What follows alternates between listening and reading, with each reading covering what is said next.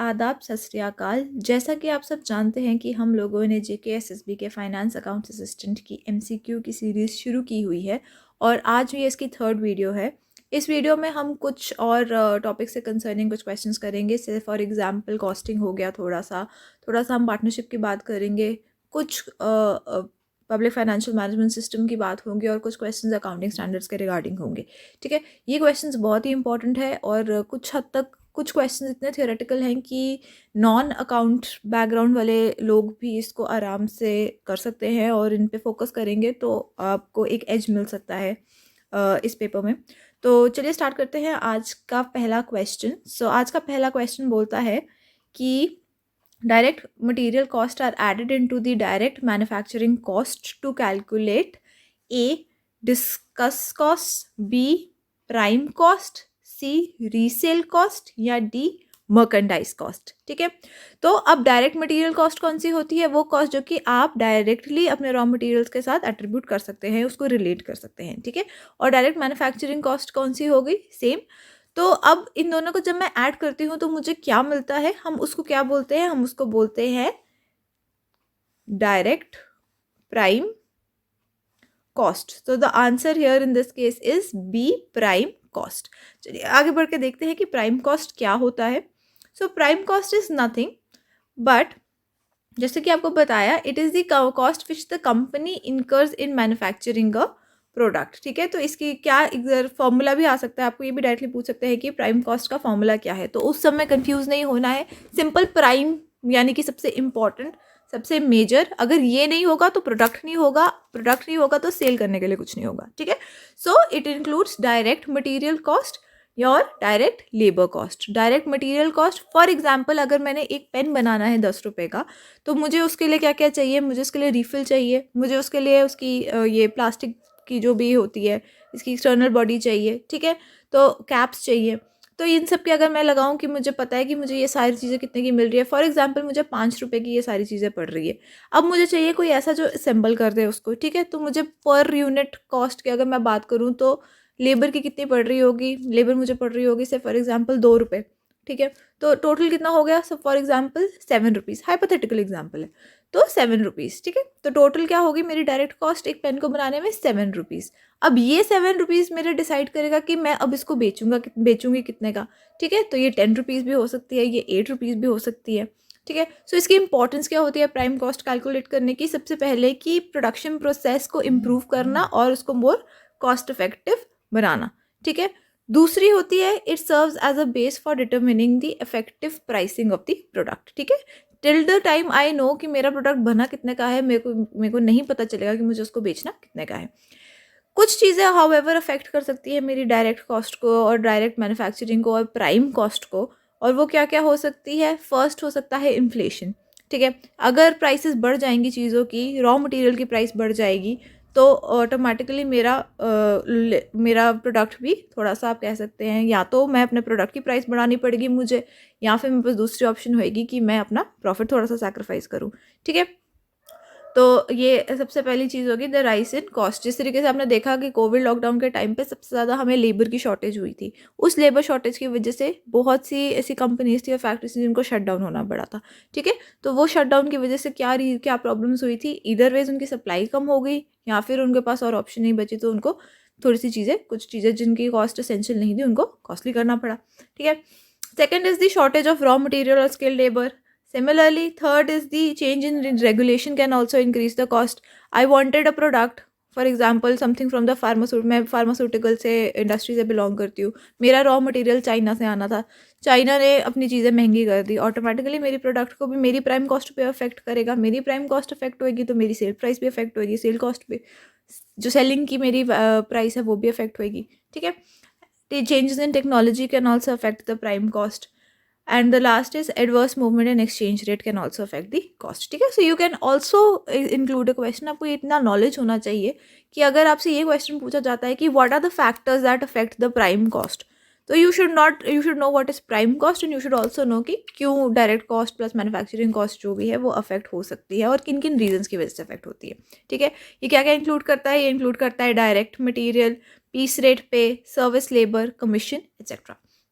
Okay, hopefully आपको ये first question समझ आ गया है. Next let's move on to the next question. So the next question is regarding inventory management. और इस टाइम तक आई एम होपिंग कि आपने इन्वेंट्री मैनेजमेंट की भी वीडियोस देख ली होगी. So the question says, which one of the following methods of inventory costing produces ending stock cost close to the market value of the inventories? ठीक है, ending stock close to the market value of the inventories. So your options are A, FIFO. FIFO का मतलब क्या हुआ? First in, first out. ठीक है. Second, your option is LIFO, which is last in, first out. Third is your average cost, and fourth none of the above. ठीक है. So अब coming back to this, so what is this first in first out, last in last out? तो जब हम लोग inventory को manage करते हैं, अब सपोज आई हैव, अब इन्वेंट्री क्या होती है आपको पता है, इन्वेंट्री स्टॉक, वो सारी चीज़ें, चाहे वो आप अपने जो भी बिजनेस में आप रखते हैं और उसको मैनेज करना होता है. तो जब हम इसकी बात करते हैं तो हम कुछ तरीके होते हैं, देयर आर 3 प्राइमरी मेथड्स जिसके बेसिस पे हम इन्वेंट्री की वैल्यूएशन करते हैं और डिसाइड करते हैं कि हमारा जो स्टॉक होगा वो कैसे बेचा जाएगा और किस वैल्यू पे बेचा जाएगा. ठीक है. तो इसका फर्स्ट एक चीज़ होती है, उसको बोलते हैं हम FIFO, which is the first in first out. यानी कि ऑब्वियस ही बात है कि जो चीज़ मैंने पहले खरीदी है, जो चीज़ वेयर हाउस में पहले आई है, वही चीज़ पहले वेयर हाउस से जाएगी. ठीक है. क्योंकि अब ऐसा तो है नहीं, ऐसा भी हो सकता है कि मैंने एक चीज़ खरीदी थी, फॉर एग्जांपल पुराना 2 साल पहले मैंने एक स्टॉक खरीदा, वो अभी तक मेरे गोडाउन में पड़ा हुआ है, और मैंने कुछ और चीज़ें भी खरीद ली जैसे जैसे थोड़ा सा ट्रेंड चेंज हुआ. ठीक है. तो अब मैं क्या करूँगी, मेरे पास या तो ऑप्शन होगी कि मैं वो नई चीज़ को पहले निकालूँ, या तो मैं अपनी पुरानी जो मैंने 2 साल पहले स्टॉक खरीदा, मैं कोशिश करूँगी कि उसको पहले बाहर निकालूँ. बिजनेसेस लॉजिकली यही फॉलो करना पसंद करते हैं. ठीक है. क्योंकि ऑब्वियसली आपने जो चीज़ अगर पहले खरीदी है, हो सकता है वो आपने कम प्राइस पे भी खरीदी हो. तो ये आपकी ऑप्शन होती है FIFO. Second is your LIFO, यानी कि जो चीज़ लास्ट वेयर हाउस पे आई है उसको पहले निकालना. ठीक है. ये ऑल्दो कुछ आप कह सकते हैं कि लोग भी मानते हैं और करते हैं, लेकिन जनरली लॉजिकली जो बोला जाता है वो फीफो ही बोला जाता है. So and the third is your average cost, और the weighted average cost method. ठीक है. So which of the following method is closer to the stock और to the market value of the inventories? It is your first in first out method. Okay, चलिए next step पे जाते हैं. So your next question is also related to costing. It is a very simple question. The question says that all of the following are the methods of inventory costing. Costing लिख दिया, sorry, it's supposed to be costing, except FIFO, LIFO, average cost या stock take. Simple question. अभी मैंने पिछले आपको question में बताया कि all these 3 are methods of inventory costing except for this. So the answer here is D. D is stock take. Stock take का मतलब क्या होता है? It is only simply the recording of the stock. ठीक है. जो भी आपके इन्वेंट्री पड़ी हुई है, आपको उसका एक रिकॉर्ड रखना होता है. आप काफ़ी बारी बिग बाजार में अगर जाएंगे तो आप देखेंगे कि there are always people who are keeping a stock of all the things that have been placed on the shelf and which have been sold. And obviously जो चीज़ पहले आई होगी तो उसकी एक्सपायरी भी आप एक्सपेक्ट कर सकते हैं कि ज़्यादा जल्दी होगी. तो दे आर एक्सपेक्टिंग कि वो चीज़ पहले बेचे, ना कि वो चीज़ पहले बेची जाए जो कि अभी नई नई आई है. ठीक है. So this is the next question. So the answer here in this case is D, stock take, because the question says which of the following are the methods of inventory costing except. Please question ध्यान से पढ़िएगा. काफ़ी बारी not होता है बीच में, काफ़ी बारी एक्सेप्ट होता है बीच में. हम बिना बड़े ही क्वेश्चन याद है हम कंफ्यूज हो जाते हैं या हम उसको ध्यान से नहीं देखते. ठीक है. So let's get on the next question. So the next question says, अभी थोड़ा सा आपका इसी के बिजनेस के रिगार्डिंग आपका थोड़ा सा कॉन्सेप्ट्स के रिगार्डिंग आ गया. आपने कुछ प्रिंसिपल्स और कॉन्सेप्ट्स पढ़े होंगे, ये उसके रिगार्डिंग है. So very simple question. Question says that a company is a going concern. ठीक है. आपको पता है कि going concern is a concept if option is A, its balance sheet shows a strong financial position. B, its income statement for the current year shows huge profit. C, there is no evidence that it will have or cease operations within a foreseeable future, या D it is a public limited company. तो क्या है, question बोलता है कि a company going concern कब मानी जाएगी? क्या तब मानी जाएगी जब उसकी balance sheet strong financial position show करेगी, या तब मानी जाएगी जब उसकी income statement huge profit show करेगी, सी या तब मानेगी कि कोई एज सच एविडेंस नहीं है कि वो अपने ऑपरेशंस बंद करने वाली है या छोड़ छाड़ के बिजनेस जाने वाली है, या डी कि वो पब्लिक लिमिटेड कंपनी है। तो इसका आंसर सिंपल, क्योंकि हमारा गोइंग कंसर्न कॉन्सेप्ट यही बोलता है कि एक जो भी बिजनेस होता है, बिजनेस की परिभाषा में ही ये इंक्लूडेड है कि उसको एक परपेचुअल सक्सेशन दिया जाता है। कंपनी की परिभाषा में included, it is a perpetual succession with a common seal. आप अगर डेफिनेशंस का थोड़ा आइडिया रखें। सो in this case, the answer is going to be C, that there should be no evidence that it will or has ceased operations in the foreseeable future. ठीक है, तो इसका ये आंसर आ गया। चलिए बढ़ते हैं नेक्स्ट क्वेश्चन की तरफ। ये भी प्रिंसिपल के रिगार्डिंग क्वेश्चंस हैं। आपने प्रिंसिपल्स पढ़े होंगे और we have a lot of principles. तो इस केस में है question that a company has machinery costing ₹5 lakh. Depreciation is charged as follows: year 2010 50,000, year 2011 30,000, year 2012 में चार्ज ही नहीं की, ठीक है, और 2013 में 50,000। तो अब बताइए कि ऐसी डेप्रिसिएशन अगर चार्ज की गई है तो कंपनी ने कौन सा प्रिंसिपल वायलेट किया है? जो भी हमारा बिजनेस होता है, जो भी हमारे अकाउंट्स बने जाते हैं, फाइनेंशियल स्टेटमेंट्स बनी जाती है, उनके लिए हम कुछ प्रिंसिपल्स फॉलो करते हैं, और वो प्रिंसिपल्स क्या होते हैं? यूनिवर्सल एप्लीकेबिलिटी के साथ होते हैं, ताकि उसमें क्या रहे? उसमें एक ट्रांसपेरेंसी रहे, दूसरी उसमें अकाउंटेबिलिटी रहे, तीसरी उसमें यूनिफॉर्मिटी रहे। ऐसे तो हर कोई बंदा अपने प्रिंसिपल बना देगा, अपनी तरफ से फाइनेंशियल स्टेटमेंट्स लगा देगा, ठीक है। तो इस केस में आप देख सकते हैं कि डेप्रिसिएशन हर एक बारी में कभी एक ऑर्डर नहीं की गई है, कभी 30,000 की गई है, 50,000 की गई है। तो इस केस में what principle has been violated? Your options are A, materiality, B, substance over form, C, consistency principle, या D, timeliness principle। ठीक है, सो इस केस में मटीरियलिटी प्रिंसिपल क्या बोलता है? मटीरियलिटी प्रिंसिपल बोलता है जब मटीरियल का मतलब क्या होता है? इन this case it means important, crucial, critical, ठीक है। तो जो भी हमारे प्रिंसिपल्स या जो भी हमारा डेटा मटेरियल होगा, अगर वो मेरे बिजनेस और बिजनेस की और फाइनेंशियल इन्फॉर्मेशन के रिगार्डिंग इम्पॉर्टेंट होगा, तो मैं उसको इंक्लूड करूँगी ही करूँगी। अगर वो नहीं होगा तो मैं उसको जाने दूँगी, ठीक है। इसीलिए आप देखेंगे तो हम हर एक चीज़ शो करते हैं, इंक्लूडिंग ड्राइंग्स, ठीक है, because that is something that I have taken from the business. So if other people are having money in my business, have put money in my business, they need to know कि मैंने क्या क्या खुद निकाला है, कितना पैसा कहाँ लगा है, कितनी परचेजेस हुई हैं, कितना रॉ मटेरियल आया है, कितना लेबर आया है, ठीक है। तो इस केस में क्या होता है? Materiality means all information, all inclusions material to a business transaction या business should be included in the financial statements, ठीक है। So in this case however you see that depreciation is material, it has been included in it, so this is not the correct answer in this case. Second is substance over form, ठीक है। Third is consistency principle. Consistency means that whatever you are doing once, that has to be followed throughout, ठीक है। So in this case depreciation, if you can see that there are two ways of charging depreciation, two primary methods. One of them is the straight line value method and the second is your written down value method, ठीक है। आपको भी पता है depreciation दो तरीके से मैं चार्ज कर सकती हूँ, या तो मैं चाहूँ तो मैं, this is my depreciation, straight line value method, straight line method, and the second is written down method, ठीक है। इसमें क्या होता है कि मैं सेम ही अमाउंट को हर साल चार्ज करती हूँ। अगर मैंने इस केस में 2010 में 50,000 की डेप्रिसिएशन की है, तो मैं हर साल 50,000 ही डेप्रिशिएट करूँगी, मैं उससे डिफरेंट नहीं हो सकती।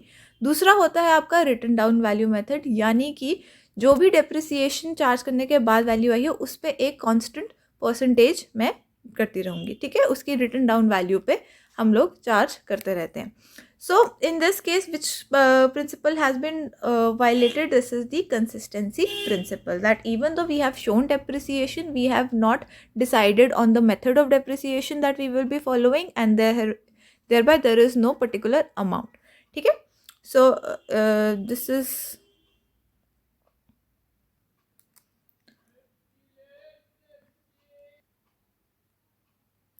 अब आ गया सब्सटेंस ओवर फॉर्म भी एक इम्पॉर्टेंट प्रिंसिपल है, और इसका मतलब क्या है कि सब्सटेंस ओवर फॉर्म यानी कि हमें in terms of accountancy we should be focusing more on the economic aspect and the economic relevance of any information rather than blindly follow the legal formalities या लीगल नॉर्म्स। ठीक है, इन this case हम कभी कभार ये कह सकते हैं, इसका एग्जाम्पल ये हो सकता है कि काफ़ी बारी फर्म्स क्या करती हैं, वो अपना डेट नहीं शो करती, या अपना डेट शो, उनको लगता है कि अगर वो ज़्यादा डेट शो करेगी तो मे बी कुछ लीगल रिप्रिकॉशंस हो सकते हैं। ठीक है, तो उस केस में क्या करते हैं, ये लोग अपना डेट हाइड कर देते हैं, और this is against this principle, क्योंकि उनको ये शो करना है, उनका मेन काम ये है कि ट्रांसपेरेंसी अकाउंटेबिलिटी मेंटेन करनी है। उनका ये काम नहीं है कि वो अपने फैक्ट्स हाइड करें just to suit the just to suit their own image और लीगल रिक्वायरमेंट। ठीक है, तो इन दिस केस क्या हो सकता है, substance over form in this case. However depreciation दी गई है, शो की गई है, बस यही है कि वो कंसिस्टेंटली नहीं शो की गई है, उसका एक कंसिस्टेंट मेथड नहीं फॉलो किया गया है। तो in this case the answer here is consistency principle. So the answer is C. Okay, so let's move to the next question. So next question क्या बोलता है, next question is question number 6, and now we start with the questions of PFMS. ठीक है, so the first question says that a public financial management system was previously known as A. Central Plan Scheme for Monitoring Scheme, CPSMS. Second, Public Plan Scheme for Monitoring Scheme. Third, Fund Plan Scheme for Monitoring Scheme. And fourth, Properties Plan Scheme for Monitoring Scheme. ठीक है, कुछ कुछ आपको लगेगा कि इतना इतना scheme क्यों हुआ गया है, but this is how it is. So the answer in this case is a, central plan scheme for monitoring scheme. ठीक है, पहले इसको ये बोला जाता था, फिर उसके बाद इनिशियली PFMS जो था वो एक पायलट प्रोजेक्ट की तरह स्टार्ट किया गया था somewhere around 2010। After that computerize कर दिया गया सब कुछ, और इसका मेन पर्पस यही था कि एक वेब बेस्ड पोर्टल बनाया जाए। ठीक है, वो मैं आगे नेक्स्ट क्वेश्चन में डिस्कस करूंगी। For now you have to understand that PFMS was previously known as Central Plan Scheme for Monitoring Scheme. So your answer in this case is A. ठीक है, next question, which of the following statements regarding public financial management system is false? ठीक है, पहला is, अब आपने ध्यान से देखना है, is false. Okay, so its primary objective is to establish an efficient fund flow system as well as payment cum accounting network. ठीक है, तो क्या हुआ था कि पहले हमारे जितने भी सेंट्रल के अकाउंट्स होते थे और सेंट्रल के जितने भी डिस्पर्समेंट्स होती थी, वो सारी की सारी बहुत ही ट्रेडिशनल और तरीके से की जाती थी। उस तरीके से क्या होता था कि काफ़ी बारी कुछ चीज़ें छूट जाती थी, कुछ चीज़ों को एक्स्ट्रा पे कर दिया जाता था। ठीक है, एक तरीके से एक यूनिफाइड सिस्टम नहीं था, एक बहुत ही कॉम्प्लेक्स नेटवर्क एग्जिस्ट करता था। अब आप देखेंगे कि इतना कुछ चेंज हो चुका है। आजकल तो हमारे पास डायरेक्ट बेनिफिट ट्रांसफर्स, DBTs और इन सब का सिस्टम आ गया हुआ है, जिसमें हम बेनिफिशरीज़ को डायरेक्टली ही उनके अकाउंट्स में अगर कोई भी सब्सिडी होती है तो वो पहुंचा देते हैं। ठीक है, तो इसमें क्या था कि इसका मोटिव यही था कि to establish an efficient fund flow system as well as payment cum accounting network. Obviously आप जो भी ट्रांजैक्शंस कर रहे हैं वो सब रिकॉर्ड की जाएगी, उसको एक अच्छे सा डाटाबेस की तरह बनाया जाएगा, फिर उसकी प्रॉपर अकाउंटिंग होएगी, फिर उसकी प्रॉपर मैनेजमेंट होएगी। ठीक है, second is it includes central sector and centrally sponsored schemes as well as other expenditures including the finance commission grants. ठीक है, ये भी क्वेश्चन ठीक है क्योंकि it does include central sector schemes और हम बहुत सी डिस्पोजल्स ये हैंडल करता है। ठीक है, third it is handled by the controller and auditor general of India. ठीक है, and the fourth is it is integrated with core banking systems in the country. So what are the options, and you have to find which of this is false. So I hope you have marked your answers in this case. So let me clear it a little bit. So your first is its primary objective is this. PFMS was created for this purpose, so this is right. So your first statement is right. So you can write here true. Second is it includes central sector and centrally sponsored schemes as well. This is also true, like I mentioned about DBTs and everything. ठीक है, third is it is handled by the controller and auditor general of India. This is where you can get confused. यहाँ पे confusion के chances बहुत बढ़ जाते हैं। क्यों होता है? क्योंकि ये कंट्रोलर एंड ऑडिटर जनरल नहीं करता है, ठीक है, ये करता है कंट्रोलर ऑफ अकाउंट्स। तो अब हम इसके आगे चलते हैं। Last is it is integrated with core banking system, this is also true. Okay, so your answer in this case, which is false, is C. So your right answer is C. Okay, moving on to the next question, which is similar to this question itself. So the next question says so controller general of accounts, ठीक है, तो मैंने अगर पीछे मैंने यही बोला था कंट्रोलर जनरल ऑफ अकाउंट्स, अगर गुस्ताखी होगी तो उसके लिए माफ़ी।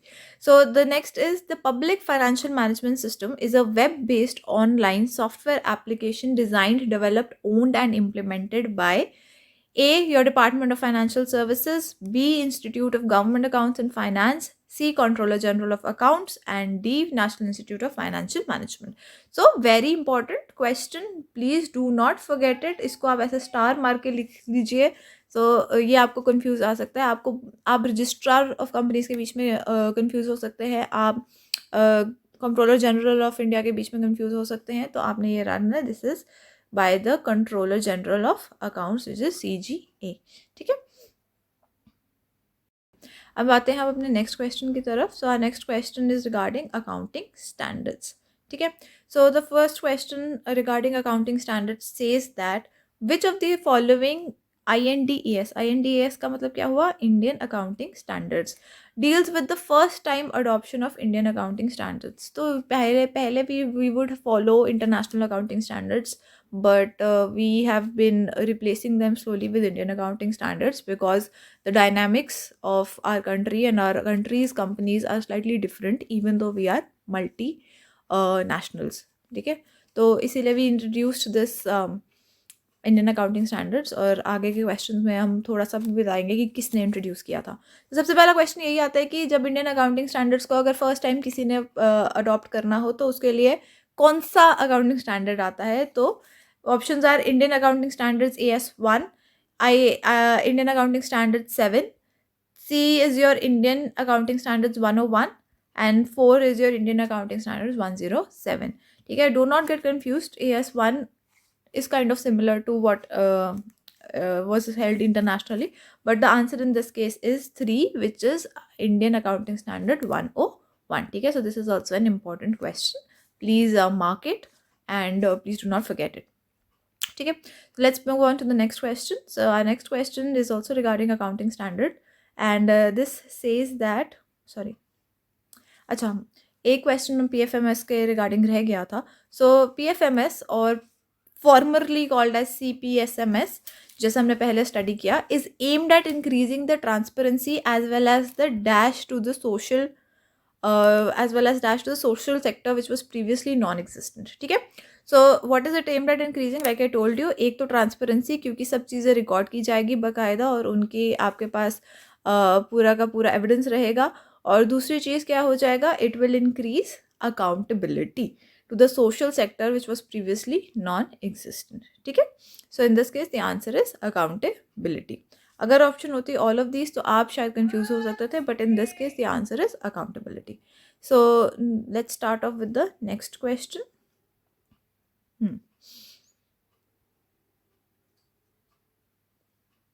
Okay. So the next question is regarding audit. तो ऑडिटिंग में ये क्वेश्चन पूछता है कि विच of the following is a part of the process of audit, ठीक है, ऑफ कॉस्ट ऑडिट।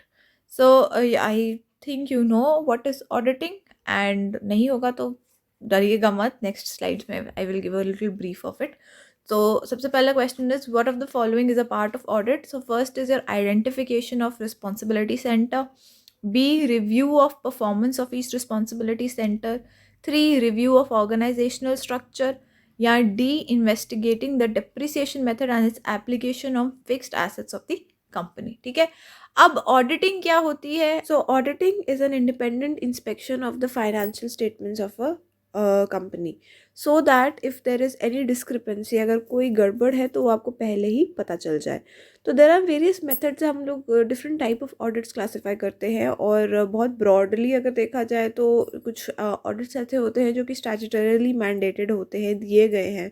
कुछ ऐसे होते हैं जो गवर्नमेंट होते हैं, कुछ होते हैं प्राइवेट होते हैं, कुछ एक्सटर्नल होते हैं, कुछ इंटरनल होते हैं। ठीक है, अलग अलग बेसिस पे डिपेंड करता है कि आपने कौन सा ऑडिट्स चूज़ करना है। और ये इंपॉर्टेंट है, classification of auditing is important. आपको पता होना चाहिए कि कौन से डिफरेंट डिफरेंट टाइप के ऑडिट्स होते हैं। आजकल इनफैक्ट ऐसा भी है कि कुछ नए ऑडिट्स भी आ गए हुए हैं। अब इस केस में देयर इज़ कॉस्ट ऑडिट। ठीक है, कॉस्ट ऑडिट क्या होता है? It is used for examining the cost records या वीकनेसेस इन द सिस्टम। ठीक है, एक होता है टैक्स ऑडिट, जो कि स्पेसिफिकली किसके अंदर दिया गया है? Section 44 AB of the act. ठीक है, ये जो इम्पोर्टेंट है, this is important, you should be knowing कि अगर आपको टैक्स ऑडिट के बारे में आपको ये पता तो होना चाहिए कि ये कौन से सेक्शन में दिया गया है IT एक्ट के अंदर। ठीक है, then there is management audit which is the comprehensive and constructive examination of an organizations of a companies organizational structure. ठीक है, और then we have social audit, we have other energy audits etcetera. ये थोड़े से contemporary है, but mostly these 3 are, in fact these 4 are quite important. ठीक है, social audit तो इनफैक्ट आपका जो सोशल अकाउंटिंग वाला टॉपिक है उसके अंडर भी आता है, तो प्लीज़ इसके बारे में भी थोड़ा पढ़ लीजिएगा और ये ध्यान रखिएगा। Now coming back to the previous question, हमारा क्वेश्चन क्या बोलता था? हमारा क्वेश्चन बोलता है कि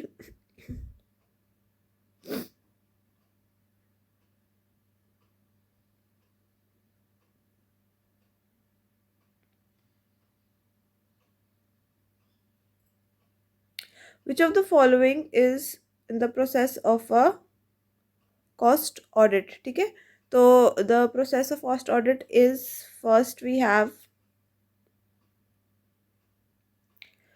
आइडेंटिफिकेशन ऑफ। अब ये पूछ रहा है कॉस्ट ऑडिट, मैंने आपको बताया कि वो क्या क्या होता है regarding, mostly because it is concerning cost. So in this case identification of responsibility centre, review of performance of each responsibility centre and review of organization structure. ये बेसिकली तीनों किसके पार्ट आते हैं? ये आते हैं मैनेजमेंट ऑडिट के। ठीक है, only this last part, which is investigating the depreciation method and its application on fixed assets of a company, this is a part of cost audit. ठीक है, so answer in this case is cost audit. ठीक है, so let's move on to the next question. So the next question,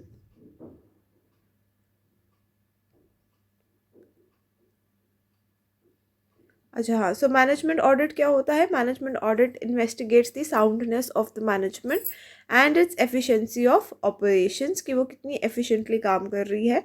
इसको करने का तरीका यही होता है that we divide and identify responsibility centres, और फिर हम उनको स्टडी करते हैं और देखते हैं कि उनका काम ठीक से चल रहा है कि नहीं चल रहा है।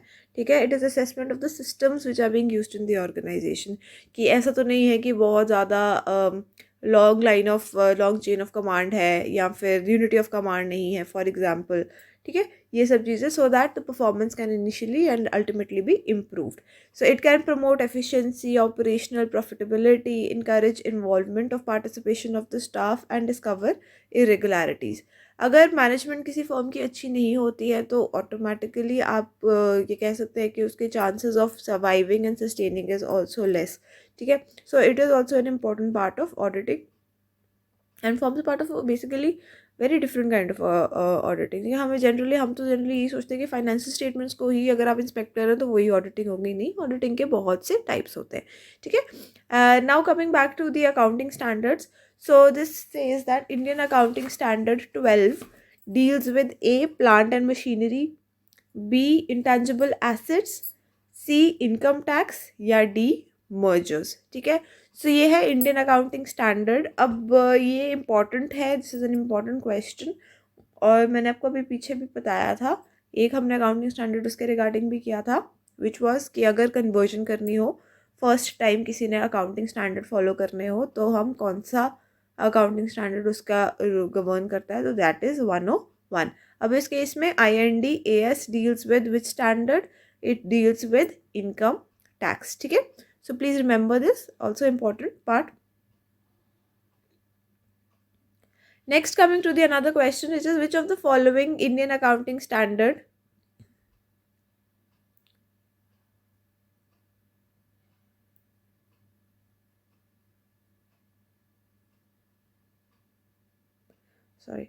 okay.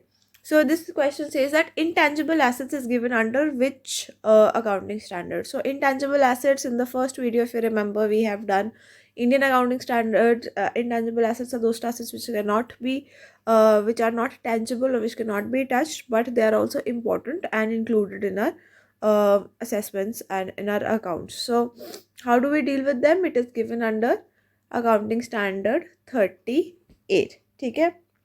So this is also very important and integral, please don't forget it. अभी पीछे हमने कितने करे हैं मेन इंपॉर्टेंट. सबसे पहला किया है 101, जो कि बताता है कि अगर आपने first time accounting standards, Indian accounting standards follow करने होंगे किसी कंपनी ने, तो उसने किसके थ्रू किसको देखते हुए करने हैं.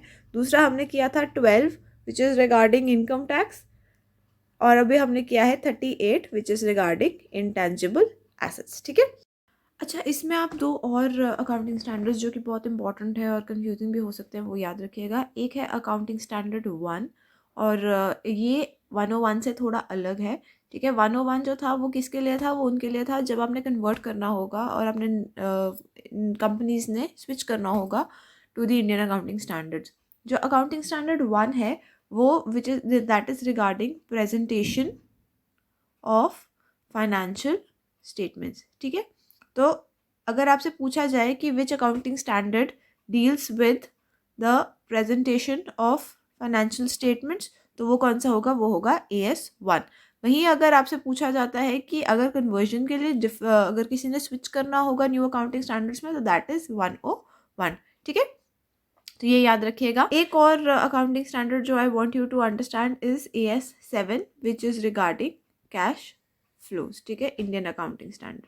ठीक है. तो ये मत भूलिएगा. आपको मैंने 101 बताया, आपको मैंने 12 बताया, आपको मैंने 38 बताया, 7 बताया एंड 1 बताया. ठीक है. So these are important. आज के लिए इतना ही. आई होप आपको ये क्लास अच्छी लगी हो, और अगर आपको अच्छी लगी है तो प्लीज़ इसको ध्यान से पढ़िएगा. And all the best for your paper. Take care.